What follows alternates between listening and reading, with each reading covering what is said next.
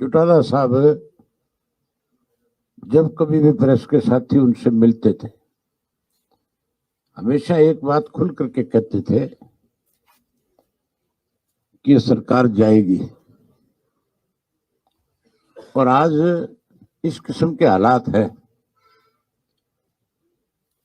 कि सरकार लोकसभा के चुनाव के चलते चलते भी टूट सकती है। जिस तरह से कल मंत्रिमंडल का गठन हुआ है, उससे नाराजगी बहुत बड़ी है लोगों में। सत्ता के साथ जुड़े हुए जो लोग हैं वो परेशान हैं। मुझे एमएलए है सत्ता के साथ जुड़े हुए, दूसरे लोगों पे क्या असर होना है। हाँ, जो एमएलए साथ दे रहे हैं, खास करके जो इंडिपेंडेंट और जो जेजेपी वाले, ये बहुत दुखी हैं। जानकारी तो आपको भी होगी, खैर है,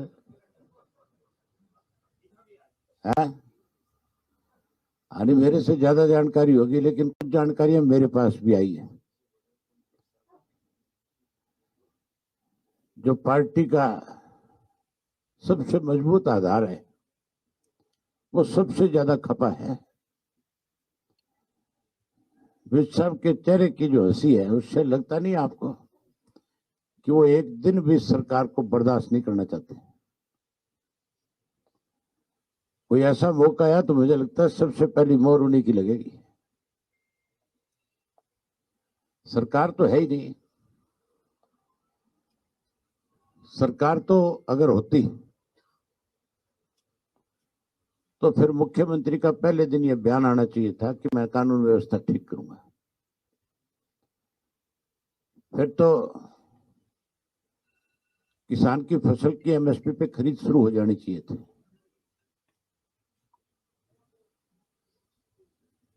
आज भी जो नया चुना हुआ मुख्यमंत्री है, उसको खुद पे भरोसा ही नहीं हो रहा कि मैं मुख्यमंत्री बन गया। इससे ज्यादा और क्या प्रोटोकॉल टूटेंगे और पद की गरिमा को कम किया जाएगा। भूतपूर्व मुख्यमंत्री का नाम तो ऊपर लिखा जाता है, उसका नीचे लिखा जाता है। कोई भूतपूर्व राष्ट्रपति हो, कोई भूतपूर्व प्रधानमंत्री हो, तब तो मान सकते हैं, या फिर किसी पार्टी का संयोजक हो, तब मानी जा सकती है। किस तरह से आज भी जो है हमारा मुख्यमंत्री भूतपूर्व मुख्यमंत्री को मुख्यमंत्री कह के संबोधित कर रहा है। उसको इस बात का डर है कि कहीं इसको मुख्यमंत्री कहना बंद कर दिया तो तेरी कुर्सी ना चली जाए। आज आप सब लोग आए हो, आपका स्वागत है। एक बात कहना चाहूंगा, कुछ लोग मेरे कुरुक्षेत्र में उम्मीदवार बनाने के बाद मुझे कईयों को बहुत दिक्कत आ रही है। सुशील गुप्ता जी का कल एक बयान छपा था। उन्होंने अपने बयान में ये कहा कि अभय सिंह चौटाला को कुरुक्षेत्र से नहीं लड़ना चाहिए, वो बाहरी व्यक्ति है। छाछ तो बोले सो बोले, छाजनी भी बोलने लगी। गुप्ता जी शायद भूल गए बेचारे कि वो कभी हरियाणा के थे, अपना व्यवसाय करने के लिए दिल्ली चले गए और दिल्ली से राज्यसभा के मेंबर रहे। हरियाणा से कभी कोई वास्ता नहीं रहा। अब उम्मीदवार बनकर के आगे मैं गुप्ता जी को बताना चाहूंगा आपके माध्यम से कि मेरा कुरुक्षेत्र से बहुत पुराना रिश्ता है। मैं पहले लोकसभा का चुनाव लड़ चुका हूं और उसके बाद अर्जुन लड़ चुका है। हमारे चुनाव लड़ने की बात नहीं, ये हरियाणा प्रदेश चौधरी देवीलाल का लगाया हुआ पौधा है। पूरे प्रदेश में जन्म तो है, ठीक है, हमारा सरसा में हुआ है, लेकिन रिश्ता पूरे प्रदेश से एक जैसा है। हम तो कहीं से भी जाकर के लड़ सकते हैं। हमें तो हमारे संगठन ने जो जिम्मेवारी लगानी है उसको निभाना है। लेकिन उनको बोलने से पहले सोचना चाहिए। हरियाणा के लोग बहुत शाणे हैं। एसवाईएल का सबसे बड़ा विरोध अगर किसी ने किया तो आप पार्टी ने किया, और गुप्ता जी आप पार्टी का उम्मीदवार बनकर किया है। जैसे दिल्ली से आए वैसे दिल्ली चला जाएगा। मेरी ख्याल जमानत भी नहीं बचेगी, मेरा जो अंदाजा है।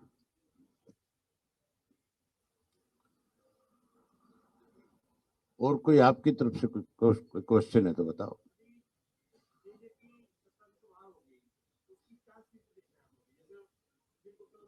आप बताओ क्या स्थिति देख रहे हो।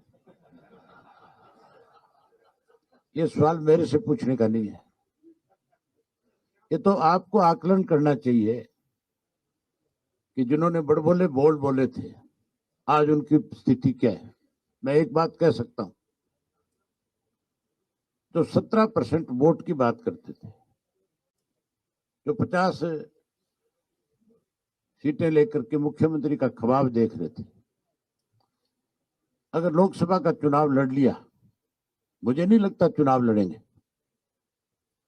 अगर लड़ लिया तो वो 17% जो है वो 0.7 पे आ जाएगा। उनकी हालत नोटों से भी ज्यादा खराब हो जाएगी।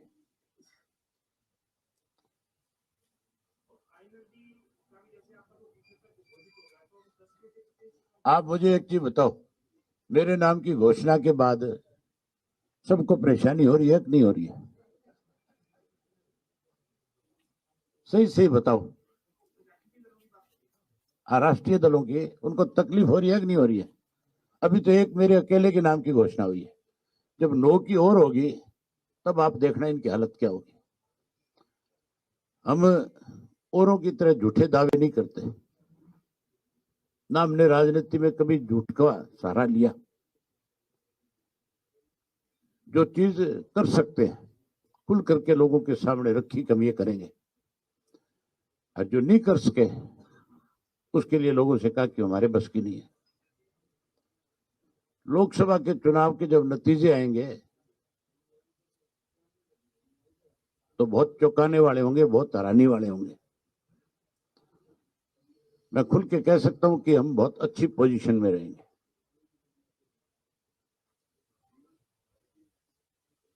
जिन लोगों को गलतफहमी है उनकी गलतफहमियां दूर हो जाएंगी।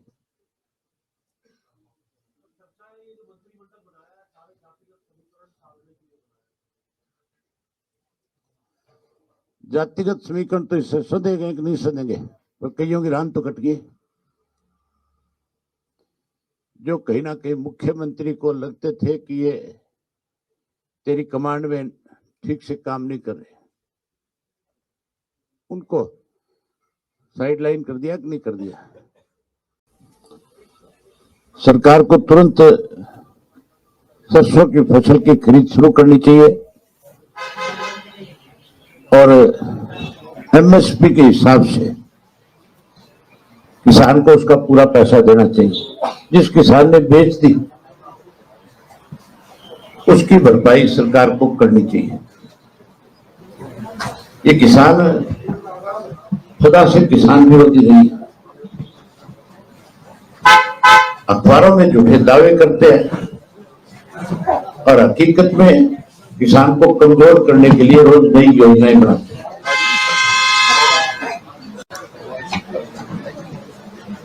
जहां सरसों की फसल सरकार को खरीदनी चाहिए, वहीं आज आपको विशेष रूप से इसलिए आमंत्रित किया है, मेरे से भी पहले से इंडियन नेशनल लोकदल पार्टी को, जब पार्टी का स्थापना हुई थी उस वक्त से पार्टी के संगठन को मजबूत करने में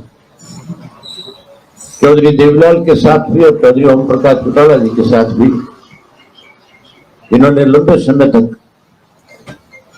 संगठन को मजबूत बनाने में अपनी जिम्मेवारी निभाई। पीछे किसी कारणवश कुछ समय के लिए राजनीतिक तौर पे जिस तरह के हालात प्रदेश के रहे, देश के रहे, उनको देखते हुए राजनीति से उठ चुके थे, लेकिन इंडियन नेशनल लोकदल पार्टी के प्रति सदा उनका लगाव रहा। हमेशा पार्टी को जब भी मेरी मुलाकात हुई, चुनाव साहब माजरा जी से मुलाकात हुई, उन्होंने खुल करके कहा कि मेरी इच्छा है कि पार्टी फिर शिखर पे पहुंचे। आज फिर सक्रिय रूप से पार्टी की जिम्मेवारी, पार्टी को संभालने के लिए आज फिर हमें आशीर्वाद देने के लिए आए हैं। हम सब उनका बहुत स्वागत करते हैं, अभिनंदन करते हैं। और वही चौटाला साहब से कल मेरी मुलाकात हुई, उससे पहले हम सब संगठन के साथियों ने आपस में बैठ करके विचार विमर्श किया। मैं माजरा जी से, मेरे बाई इलेक्शन में भी माजरा जी ने मेरी खुल करके मदद करी थी। चौधरी देवीलाल जी की जयंती के ऊपर भी हमने जब इनको इनवाइट किया तो ना केवल ये आए बल्कि कैथल की रैली की सारी देख रेख इनकी निगाह में हुई थी। और हम सब साथियों ने जब बैठ करके आपस में विचार विमर्श किया तो सबकी एक इच्छा थी, हमारी नहीं बल्कि पार्टी के, हमारे पूरे प्रदेश के जितने भी कार्यकर्ता और पदाधिकारी हैं, उन सब की एक इच्छा थी कि माजरा जी को फिर से बड़ी जिम्मेवारी पार्टी में सौंपी जाए ताकि संगठन को और ज्यादा मजबूती से आगे बढ़ाया जाए। आज सबने एक फैसला लिया है और फैसले से चौटाला साहब को हमने अवगत कराया। उनकी भी जाती इच्छा थी कि पार्टी के प्रदेश की कमान अब माजरा जी को सौंपी जाए। आज हम इनका स्वागत करते हैं, अभिनंदन करते हैं। वही हम सब इनके नेतृत्व में पार्टी के संगठन को मजबूत करने के लिए काम करेंगे। बाकी सारी बातें तो माजरा जी सब हम आपसे कहेंगे। मैं ये नहीं कहूंगा कि कोई इनकी घर वापसी है कि आज ये पार्टी में नए सिरे से शामिल हुए। ये हमेशा पार्टी के साथ रहे हैं। थोड़े दिन निष्क्रिय हो गए थे, अब फिर बहुत सक्रिय होकर के काम करेंगे। अब फिर से इस सारी बात को अच्छे ढंग से निभाएंगे। बाकी बातें तो आप माजरा जी से करो। आप सभी का स्वागत है। जमाना चौधरी देवीलाल का था और न्याय युद्ध था, राजीव लोंगोवाल समझौता हुआ, उसके खिलाफ भी सक्रिय भूमिका निभाई। चौधरी देवीलाल 1982 में बहुमत लेकर के आए और उनकी सरकार नहीं बनने दी। तब भी एक बड़ा झटका था। तब भी हम चंडीगढ़ में बहुत बड़ा प्रदर्शन करते रहे और एक भी ना सुनी। और उसके बाद हम लगातार, चाहे कोई भी आंदोलन रहा, कोई जलसा रहा, कोई प्रदर्शन रहा, उसमें लगे रहे। चौधरी ओम प्रकाश चौटाला जी के साथ, चौधरी देवीलाल जी के साथ, और बढ़ चढ़ करके काम किया। ये ठीक है, परिवार में भी कुछ मतभेद हो जाते हैं। कुछ समय के लिए, 2-3 महीने के लिए ऐसा हुआ कि वो मतभेद हुए और अभय सिंह चौटाला ने ये चैलेंज कर दिया था कि 3 काले किसानों के कानून जो आए हैं, जिसमें एमएसपी नहीं रहेगा, अत्यधिक भंडारण की इजाजत बड़ी कंपनियों को दे दी और भू के मालिक बड़ी कंपनियां हो जाएंगी। इन्होंने कहा कि मैं 26 जनवरी तक अगर ये वापस नहीं लिए, मैं इस्तीफा दे दूंगा और किसान आंदोलन में कूद जाऊंगा। 26 तारीख आई तो 27 तारीख को इन्होंने अपना इस्तीफा दे दिया और दिल्ली के चारों तरफ किसान बैठ गए और मेरे से भी फोन पे कहा कि आप भी इस बीजेपी को छोड़ दो, क्योंकि किसानों का आंदोलन पीक पे है और इसमें आपकी जरूरत है। मैंने तुरंत से आप सबसे मुखातिब होके भारतीय जनता पार्टी को तिजांजलि उसी वक्त दे दी थी और हमने पूर्व विधायकों ने स्वर्गीय श्री नफे सिंह राठी की अध्यक्षता में सब ने मिल करके कोई 150-200 जा करके दिल्ली के बैठे किसानों को समर्थन दे करके आए और उसके बाद उस किसान आंदोलन में भी अपनी भूमिका निभाई। साथियों, आज कुछ ऐसे बातें हैं कि सरकार के कुछ दावे इस प्रकार के हैं, हमारी पारदर्शी सरकार है, 32 से 42 पेपर भेज दिए जाते हैं और फिर ये कह देते हैं कि हमारी सरकार पारदर्शी है, 235 कोऑपरेटिव बैंक में लगा दिए जाते हैं बुला बुला के घर से, और हमारे वहां के विधायक पर्चा दर्ज कराते हैं पुंडरीके के मेरे बेटे से पैसे ले लिए, जिसका समर्थन भी भारतीय जनता पार्टी को है। और इसी प्रकार से हमारे नौजवान बाहर जा रहे हैं, विदेशों में जा रहे हैं, ले दे के फौज थी उसमें भी अग्निवीर कर दिए। और इन्होंने ये कहा विशेष तौर से कि किसान के लिए हम आमदनी दुगनी कर देंगे, ना दुगनी हुई, ना स्वामीनाथन आयोग की रिपोर्ट लागू हो उसकी, ना एमएसपी का कानून बना, और जीएसटी भी किसानों पर ही ज्यादा थोपा गया। और ट्यूबवेल के कनेक्शन लेने के लिए भी एक जटिल प्रक्रिया बनाई, जिसके वजह से ये किसान बहुत दुखी है, जवान दुखी है। और सरकार कहती है हम पारदर्शी हैं। इस देश में चुनावी बॉन्ड का कितना बड़ा महा घोटाला हुआ है कि या तो ईडी का डर दिखा के या आगे उद्योग स्थापित करने के लिए, धंधे देने के लिए, ठेके देने के लिए इतना चंदा इकट्ठा किया गया, जो चुनावी बॉन्ड का बहुत बड़ा घोटाला आज भारतीय जनता पार्टी ने किया है। और हर जिले में 5 सितारा दफ्तर बने, वो कहां से बने? ये बातें जो लगती हैं कि कहते हैं कि हम 400 पार करेंगे, इसका मतलब तुमने ईवीएम मशीन को पहले से सेट किया हुआ है। आज किस प्रकार से कि इनके ऊपर भी प्रश्न चिन्ह लग रहा है कि वीवीपैट के मामले में तो ये खामोश हैं, परंतु इसकी पैरवी जरूर करते हैं कि 400 पार करेंगे। ये हरियाणा में भी दावा किया था कि 75 पार करेंगे, 50 हारे थे, 40 जीते थे। इन परिस्थितियों को मद्देनजर रखते हुए कि हरियाणा प्रदेश में कोई व्यवस्था नहीं बदली, ना तो एसवाईएल का पानी आज क्या, एसवाईएल का प्रस्ताव सबसे पहले सारे समझौते रद्द करने वाली पार्टी कांग्रेस है। और इसी प्रकार से एक पार्टी और हमारे हरियाणा प्रदेश में आई, उनकी आप पार्टी की गवर्नमेंट पंजाब में बनी। उन्होंने पंजाब की विधानसभा में पहला रेजोल्यूशन ये पास किया कि हम एसवाईएल का पानी हरियाणा को नहीं दे सकते, जो भगवत मान की सरकार बनी है। और इसी प्रकार हमारे हरियाणा में जहां एसवाईएल सूखी है, वहीं पे हांसी बुटाना नहर भी सूखी पड़ी है। और ये लोग कहते हैं कि हमने एक समझौता, जमुना जल समझौता 1994 में हुआ था, ये कहते हैं कि हमने राजस्थान को पानी जमुना का देने का समझौता भारतीय जनता पार्टी की सरकार ने किया। अगर बारिश के दिनों में पानी अतिरिक्त था तो वेस्टर्न जमुना में पैसा क्यों खर्च किया जा रहा है कि उसमें अगर ज्यादा पानी होगा तो वेस्टर्न जमुना को देंगे। अगर ज्यादा पानी था, अगर वहां पे पानी उपलब्ध था, तो दादूपुर नलवी नहर को क्यों नहीं दिया गया? क्योंकि उसका भी ऑब्जेक्टिव खोदने का, बनाने का यही था कि बारिश के दिनों में अतिरिक्त पानी दादूपुर नलवी नहर में दिया जाएगा। अवेलेबिलिटी ऑफ वाटर के बारे में कोई स्टडी नहीं की गई, हाइड्रोलॉजिक स्टडी कुछ नहीं की गई। कह दिया कि 3 पाइप से राजस्थान को पानी जाएगा और 1 पाइप को हरियाणा के दादरी और भिवानी को पानी मिलेगा।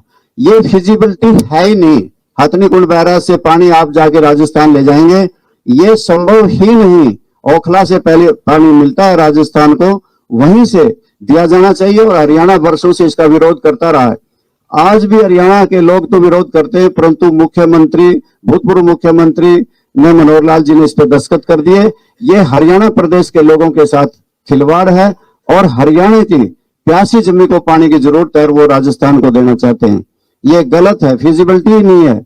ना हरियाणा प्रदेश को एसवाईएल मिली, ना हरियाणा प्रदेश में कोई हांसी बुटाना नहर में पानी आया। दादूपुर नलवी नहर बंद कर दी और अब पानी राजस्थान को देने का समझौता कर लिया। ना हरियाणा की राजधानी बन सकी, ना अलग से हाईकोर्ट बन सका, कोई व्यवस्था बदली नहीं, बल्कि अनेकों प्रॉब्लम खड़ी कर दी। परिवार पहचान पत्र की खड़ी कर दी, मेरी फसल मेरा ब्यौरा की खड़ी कर दी कि फसल किसी की, ब्यौरा किसी का। और अनेकों घपले और घोटाले हरियाणा प्रदेश में, चाहे शराब घोटाला है, धान घोटाला है, चाहे रजिस्ट्री घोटाला है, पेपर लीक घोटाला है, और अभी अभी सहकारिता विभाग का, आईसीडीपी का 100 करोड़ का घोटाला है। ये घोटालेबाजों की सरकार है। जहां हरियाणा प्रदेश में अनेकों घोटाले हो रहे हैं, वहीं देश के अंदर भी बहुत बड़ा ये चुनावी बॉन्ड का घोटाला है।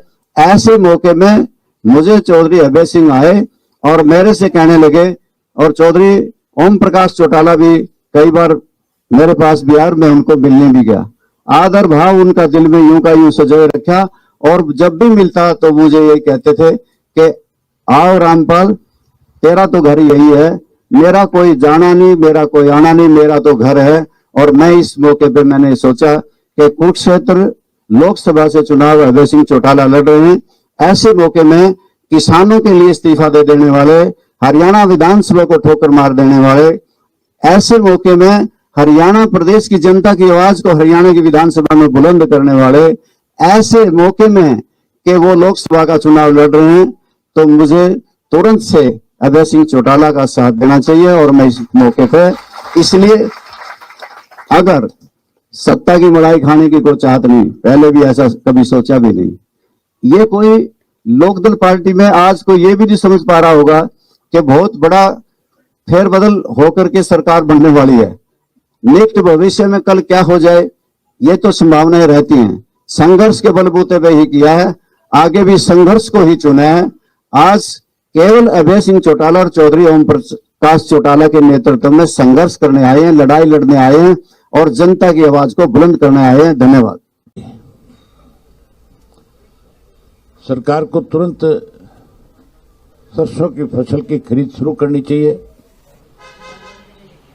और एमएसपी के हिसाब से किसान को उसका पूरा पैसा देना चाहिए। जिस किसान ने बेच दी उसकी भरपाई सरकार को करनी चाहिए।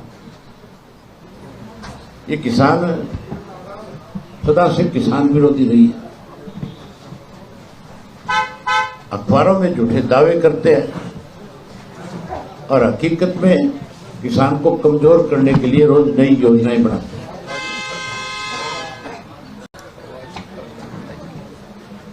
जहां सरसों की फसल सरकार को खरीदनी चाहिए, वहीं आज आपको विशेष रूप से इसलिए आमंत्रित किया है, मेरे से भी पहले से इंडियन नेशनल लोकदल पार्टी को, जब पार्टी का स्थापना हुई थी, उस वक्त से पार्टी के संगठन को मजबूत करने में चौधरी देवीलाल के साथ भी और चौधरी ओम प्रकाश चौटाला जी के साथ भी, जिन्होंने लंबे समय तक संगठन को मजबूत बनाने में अपनी जिम्मेवारी निभाई। पीछे किसी कारणवश कुछ समय के लिए राजनीतिक तौर पे जिस तरह के हालात प्रदेश के रहे, देश के रहे, उनको देखते हुए राजनीति से उब चुके थे। लेकिन इंडियन नेशनल लोकदल पार्टी के प्रति सदा उनका लगाव रहा।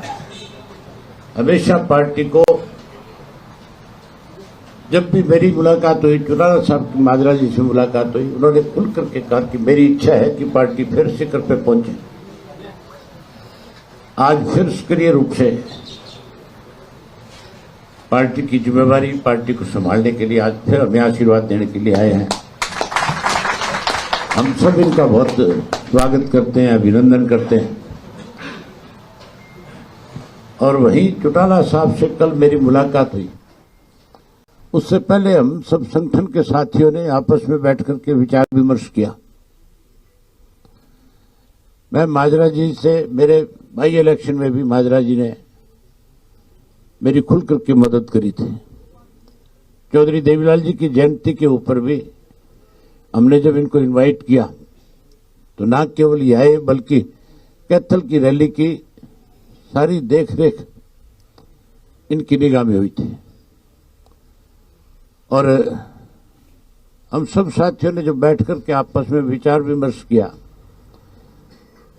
तो सबकी एक इच्छा थी, हमारी नहीं बल्कि पार्टी के हमारे पूरे प्रदेश के जितने भी कार्यकर्ता और पदाधिकारी हैं, उन सब की एक इच्छा थी कि माजरा जी को फिर से बड़ी जिम्मेवारी पार्टी में सौंपी जाए, ताकि संगठन को और ज्यादा मजबूती से आगे बढ़ाया जाए। आज सबने एक फैसला लिया है और फैसले से चौटाला साहब को हमने अवगत कराया। उनकी भी जाती इच्छा थी कि पार्टी के प्रदेश की कमान अब माजरा जी को सौंपी जाए। आज जहां हम इनका स्वागत करते हैं, अभिनंदन करते हैं, वहीं हम सब इनके नेतृत्व में पार्टी के संगठन को मजबूत करने के लिए काम करेंगे। बाकी सारी बातें तो माजरा जी सब हम आपसे कहेंगे। मैं ये नहीं कहूंगा कि कोई इनकी घर वापसी है कि आज ये पार्टी में नए सिरे से शामिल हुए। ये हमेशा पार्टी के साथ रहे। थोड़े दिन निष्क्रिय हो गए थे, अब फिर बहुत सक्रिय होकर के काम करेंगे। अब फिर से इस सारी बात को अच्छे ढंग से निभाएंगे। बाकी बातें तो आप माजरा जी से करो। आप सभी का स्वागत है। जमाना चौधरी देवीलाल का था और न्याय युद्ध था।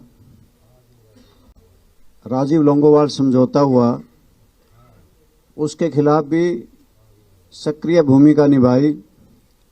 चौधरी देवीलाल 1982 में बहुमत लेकर के आए और उनकी सरकार नहीं बनने दी।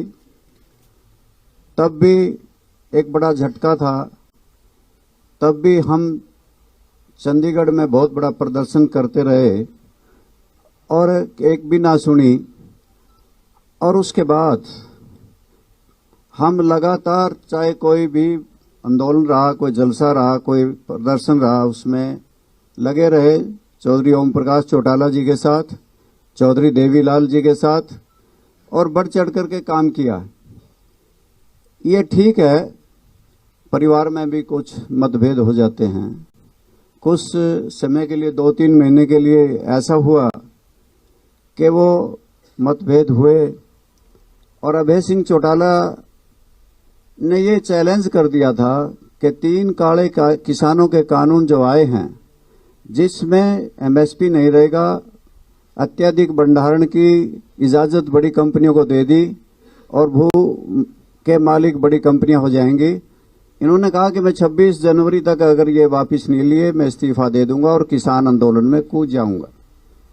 26 तारीख आई तो 27 तारीख को इन्होंने अपना इस्तीफा दे दिया और दिल्ली के चारों तरफ किसान बैठ गए और मेरे से भी फोन पे कहा कि आप भी इस बीजेपी को छोड़ दो, क्योंकि किसानों का आंदोलन पीक पे है और इसमें आपकी जरूरत है। मैंने तुरंत से आप सबसे मुखातिब होके भारतीय जनता पार्टी को तिजांजलि उसी वक्त दे दी थी और हमने पूर्व विधायकों ने स्वर्गीय श्री नफे सिंह राठी की अध्यक्षता में सब ने मिल करके कोई 150-200 जाकर के दिल्ली के बैठे किसानों को समर्थन दे करके आए और उसके बाद उस किसान आंदोलन में भी अपनी भूमिका निभाई।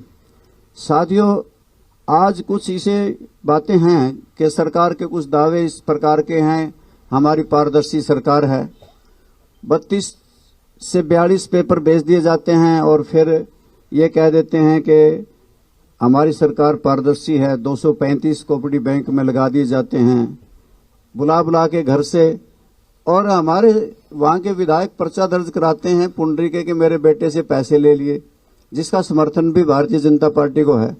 और इसी प्रकार से हमारे नौजवान बाहर जा रहे हैं, विदेशों में जा रहे हैं, ले दे के फौज थी उसमें भी अग्निवीर कर दिए। और इन्होंने ये कहा विशेष तौर से कि किसान के लिए हम आमदनी दोगुनी कर देंगे। ना दोगुनी हुई, ना स्वामीनाथन योग की रिपोर्ट लागू हो उसकी, ना एमएसपी का कानून बना और जीएसटी भी किसानों पर ही ज्यादा थोपा गया। और ट्यूबवेल के कनेक्शन लेने के लिए भी एक जटिल प्रक्रिया बनाई, जिसके वजह से ये किसान बहुत दुखी है, जवान दुखी है। और सरकार कहती है हम पारदर्शी हैं। इस देश में चुनावी बॉन्ड का कितना बड़ा महा घोटाला हुआ है कि या तो ईडी का डर दिखा के या आगे उद्योग स्थापित करने के लिए, धंधे देने के लिए, ठेके देने के लिए इतना चंदा इकट्ठा किया गया, जो चुनावी बॉन्ड का बहुत बड़ा घोटाला आज भारतीय जनता पार्टी ने किया है। और हर जिले में 5 सितारा दफ्तर बने, वो कहाँ से बने? ये बातें जो लगती हैं कि कहते हैं कि हम 400 पार करेंगे, इसका मतलब तुमने ईवीएम मशीन को पहले से सेट किया हुआ है। आज किस प्रकार से कि इनके ऊपर भी प्रश्न चिन्ह लग रहा है कि वीवीपैट के मामले में तो ये खामोश हैं, परंतु इसकी पैरवी जरूर करते हैं कि 400 पार करेंगे। ये हरियाणा में भी दावा किया था कि 75 पार करेंगे, 50 हारे थे, 40 जीते थे। इन परिस्थितियों को मद्देनजर रखते हुए कि हरियाणा प्रदेश में कोई व्यवस्था नहीं बदली, ना तो एसवाईएल का पानी आज क्या। एसवाईएल का प्रस्ताव सबसे पहले सारे समझौते रद्द करने वाली पार्टी कांग्रेस है। और इसी प्रकार से एक पार्टी और हमारे हरियाणा प्रदेश में आई, उनकी आप पार्टी की गवर्नमेंट पंजाब में बनी। उन्होंने पंजाब की विधानसभा में पहला रेजोल्यूशन ये पास किया कि हम एसवाईएल का पानी हरियाणा को नहीं दे सकते, जो भगवत मान की सरकार बनी है। और इसी प्रकार हमारे हरियाणा में जहां एसवाईएल सूखी है, वहीं पे हांसी बुटाना नहर भी सूखी पड़ी है। और ये लोग कहते हैं कि हमने एक समझौता, जमुना जल समझौता 1994 में हुआ था। ये कहते हैं कि हमने राजस्थान को पानी जमुना का देने का समझौता भारतीय जनता पार्टी की सरकार ने किया। अगर बारिश के दिनों में पानी अतिरिक्त था तो वेस्टर्न जमुना में पैसा क्यों खर्च किया जा रहा है कि उसमें अगर ज्यादा पानी होगा तो वेस्टर्न जमुना को देंगे। अगर ज्यादा पानी था, अगर वहां पे पानी उपलब्ध था, तो दादूपुर नलवी नहर को क्यों नहीं दिया गया? क्योंकि उसका भी ऑब्जेक्टिव खोदने का, बनाने का यही था कि बारिश के दिनों में अतिरिक्त पानी दादूपुर नलवी नहर में दिया जाएगा। अवेलेबिलिटी ऑफ वाटर के बारे में कोई स्टडी नहीं की गई, हाइड्रोलॉजिक स्टडी कुछ नहीं की गई। कह दिया कि 3 पाइप से राजस्थान को पानी जाएगा और 1 पाइप को हरियाणा के दादरी और भिवानी को पानी मिलेगा। ये फिजिबिलिटी है ही नहीं। हथनीकुंड बैराज से पानी आप जाके राजस्थान ले जाएंगे, ये संभव ही नहीं। ओखला से पहले पानी मिलता है राजस्थान को, वहीं से दिया जाना चाहिए। और हरियाणा वर्षों से इसका विरोध करता रहा है। आज भी हरियाणा के लोग तो विरोध करते हैं, परंतु मुख्यमंत्री, भूतपूर्व मुख्यमंत्री ने, मनोहर लाल जी ने इस पे दस्तखत कर दिए। ये हरियाणा प्रदेश के लोगों के साथ खिलवाड़ है और हरियाणा की प्यासी जमीन को पानी की जरूरत है और वो राजस्थान को देना चाहते हैं। ये गलत है, फिजिबिलिटी ही नहीं है।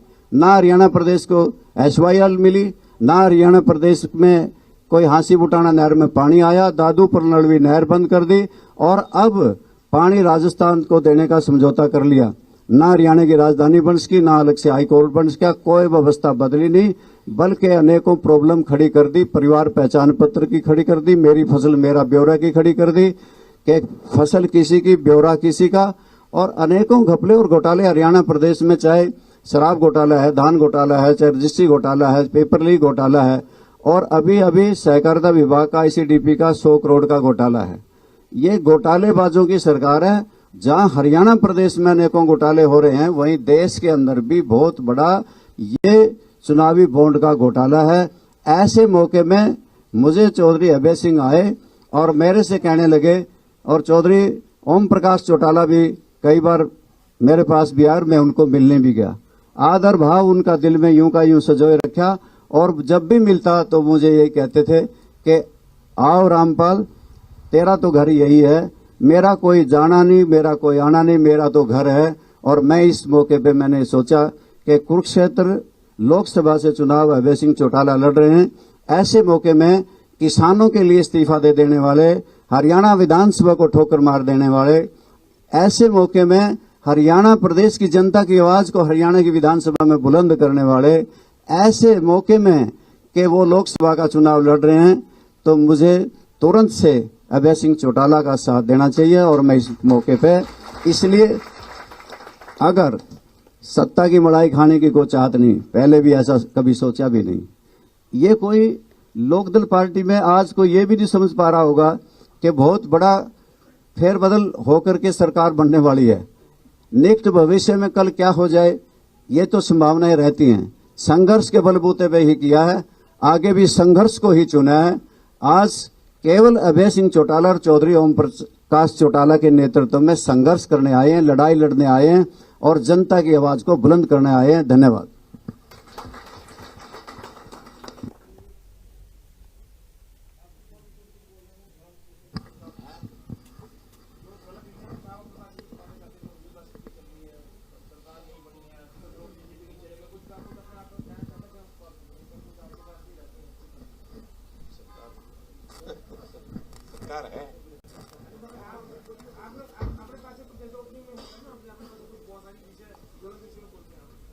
चौटाला साहब जब कभी भी प्रेस के साथी उनसे मिलते थे, हमेशा एक बात खुल करके कहते थे कि ये सरकार जाएगी। और आज इस किस्म के हालात है कि सरकार लोकसभा के चुनाव के चलते चलते भी टूट सकती है। जिस तरह से कल मंत्रिमंडल का गठन हुआ है,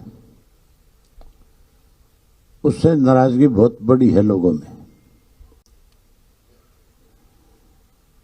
सत्ता के साथ जुड़े हुए जो लोग हैं वो परेशान हैं। मुझे एमएलए है, सत्ता के साथ जुड़े हुए,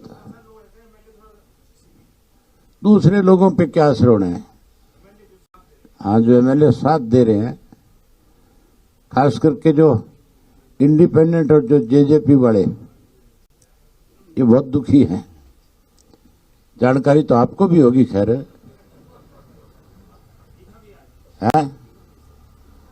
यानी मेरे से ज्यादा जानकारी होगी, लेकिन कुछ जानकारियां मेरे पास भी आई है। जो पार्टी का सबसे मजबूत आधार है, वो सबसे ज्यादा खपा है। विज साहब के चेहरे की जो हंसी है, उससे लगता नहीं आपको कि वो एक दिन भी सरकार को बर्दाश्त नहीं करना चाहते। कोई ऐसा मौका आया तो मुझे लगता है सबसे पहली मोहर उन्हीं की लगेगी। सरकार तो है ही नहीं। सरकार तो अगर होती तो फिर मुख्यमंत्री का पहले दिन यह बयान आना चाहिए था कि मैं कानून व्यवस्था ठीक करूंगा। फिर तो किसान की फसल की एमएसपी पे खरीद शुरू हो जानी चाहिए थी।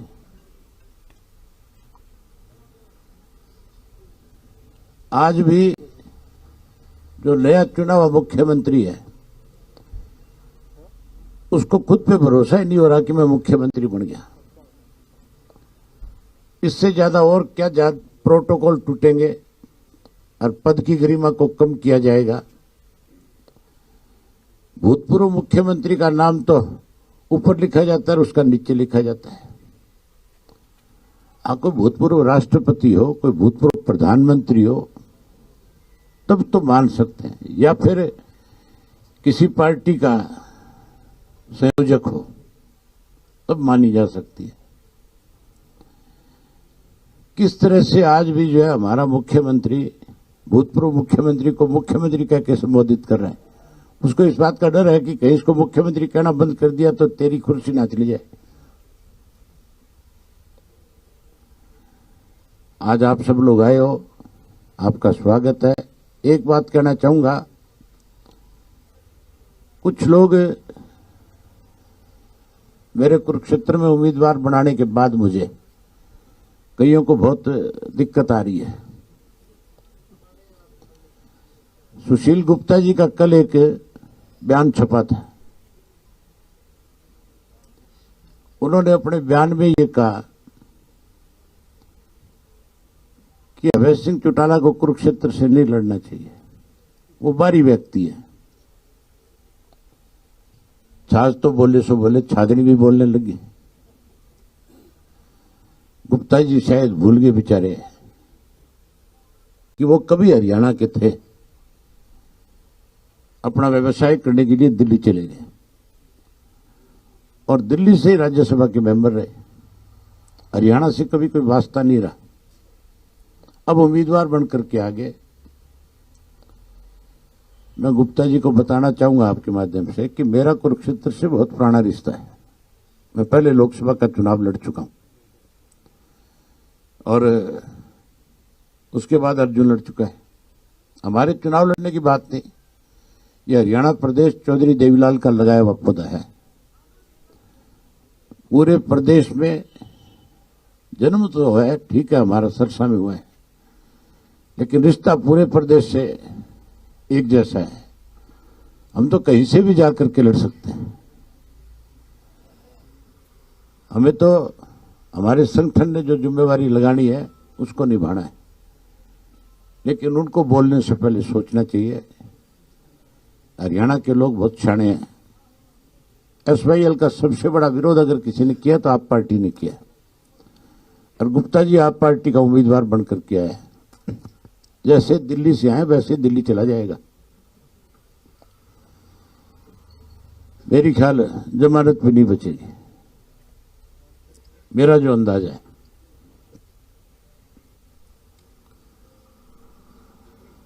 और कोई आपकी तरफ से कोई क्वेश्चन है तो बताओ।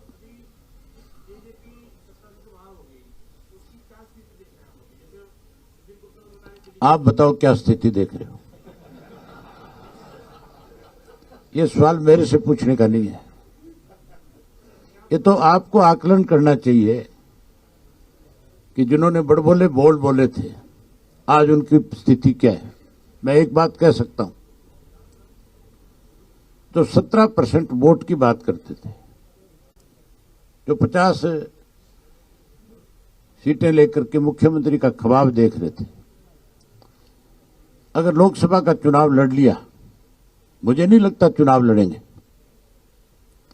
अगर लड़ लिया तो वो 17% जो है वो 0.7 पे आ जाएगा। उनकी हालत नोटों से भी ज्यादा खराब हो जाएगी।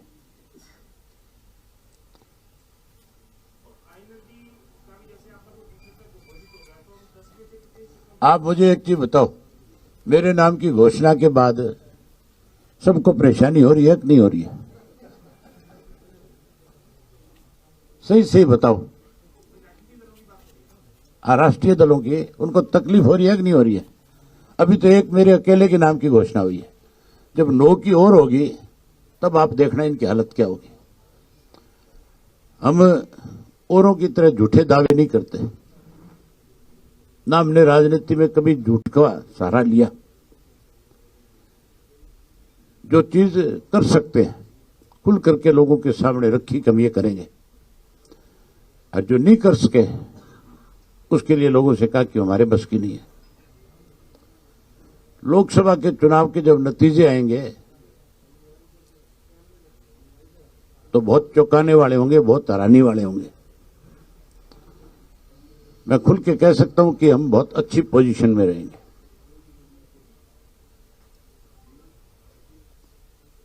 जिन लोगों को गलतफहमी है उनकी गलतफहमियां दूर हो जाएंगी।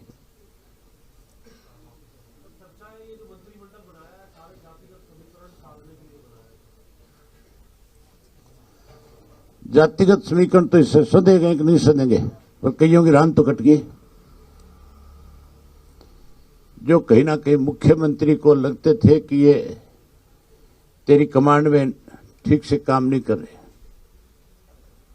उनको साइडलाइन कर दिया कि नहीं कर दिया?